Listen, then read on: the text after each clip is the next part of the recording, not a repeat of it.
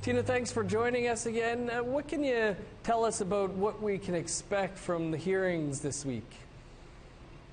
Well, once again, I think as all the other hearings, we're going to be hearing some very emotional and, some very important information coming from the families that have been demanding justice for their missing and murdered loved ones for many years.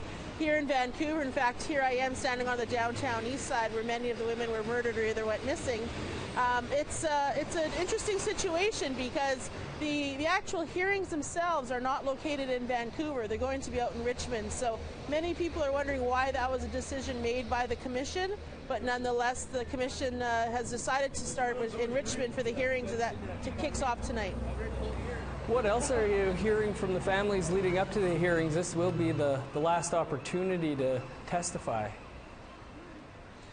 Well, I do know that a lot of people were anxious about, the hearings. There's been a lot of, people that have said, well, from the get-go, this should have been restarted. And the way that the Commission has led these inquiries so far has not been up to everybody's standards, so to speak. So I think we're going to see a lot of interesting things out there tonight, and especially with some of the people that are really deeply affected by this issue.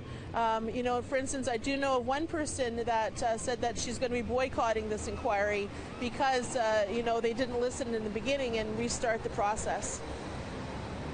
And there are a lot of affected families. Do you think these hearings in Vancouver will be any different than other places the Commission has been to? Well, I do know that Vancouver has had one of the loudest voices in calling for this national inquiry.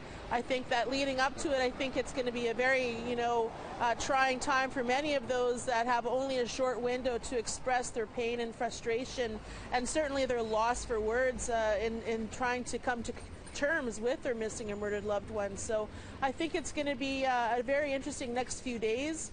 I know that there are a lot more people that wish they could have been on the list to testify, but not everybody was included.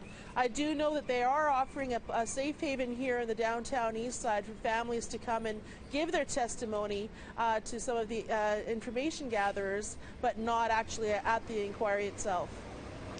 Thanks, Tina. It's going to be a busy week for sure. We'll be looking forward to your coverage. Thank you very much.